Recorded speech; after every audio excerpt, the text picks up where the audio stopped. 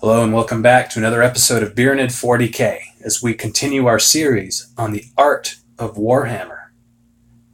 One common tenet that many professionals have gleaned from the ancient texts and brought into modern day is the idea of avoiding those who seek you and seeking those who avoid you. They say in life as well as battle, there are those who seek to gain or profit from you, a weaker personality latching on to the strong. Almost like a parasitic life form whose goal is to use up your resources or your connections for their own advantage. The wise ones say to avoid these weaklings.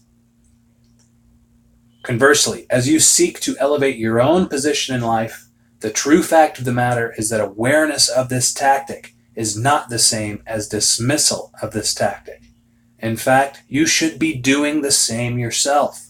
In order to strengthen your own weaknesses, we are told to seek out the strong when we are weak, so that we can become strong ourselves.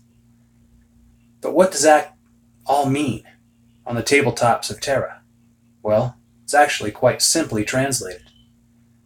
An enemy that has invested hundreds of points into a single Death Star, a beefed up HQ unit, or any other superior and expensive force or unit or model cannot afford for that unit to be delayed. That force has a goal that it must carry out in order for its points cost to make sense and be effective. By delaying that unit with a tar pit of cheap, or in the case of some armies, free units, the enemy's strongest units can be nullified, neutered, and made impotent, rather than perhaps killed outright. And that's an interesting thing to think about. The truth of the matter here is that victories can be won through the delaying of enemies' plans. You do not give him your strongest units and meet fire with fire. You give him the chaff, the insignificant, to contend with. And meanwhile, the units of yours that he was desperately seeking to kill are free to carry out your plans. So you do not fear the Death Star.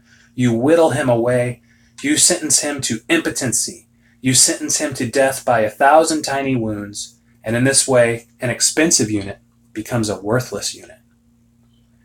Now, as that's going on, as his strength seeks you, your strength seeks out the weaknesses, or those aspects of his army that he most seeks to protect or needs to protect.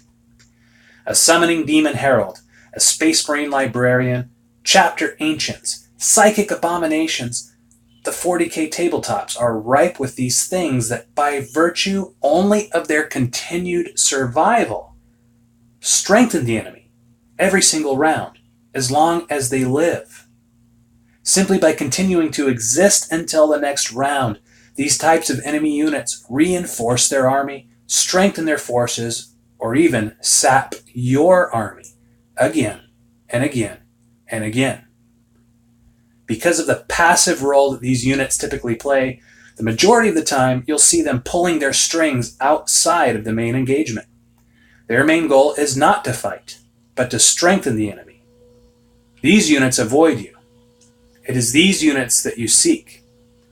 And you should seek them with your Death Stars, your infiltrators, with your strongest, fastest, most menacing aspects of your army, and suffer them not to live. Pursue them with hatred in your heart. Because the lesson here today is very important to keep in mind. Many inexperienced generals, it is said, assume that the correct course of action is to meet an enemy's strongest force with your strongest force. This, however, leads to a bloody, extended, drawn-out campaign for both sides, and we don't want a stalemate. We want an overwhelming victory. So remember, delay the enemy. Do not meet strength with strength. Render his investment worthless instead. Even if his champion unit or model survives the battle, that's all the better, because then you have a mental victory as well as a physical one. Because it's a victory where the enemy's confidence in his faithful Death Star now carries doubt forever after. As this happens, single out and destroy the components of his army needed to support the bulk of his forces. Collapse the infrastructure and supply, and he will be forever weakened across his entire army. If you do this, If you seek those who avoid you and avoid those who seek you, all of your other tactics can bear fruit. So this has been Beeranid 40K. If you like this series, if you like this episode, give me a like, give me your thoughts in the comments below, and be sure to subscribe if you have not done so already. We'll talk to you again soon.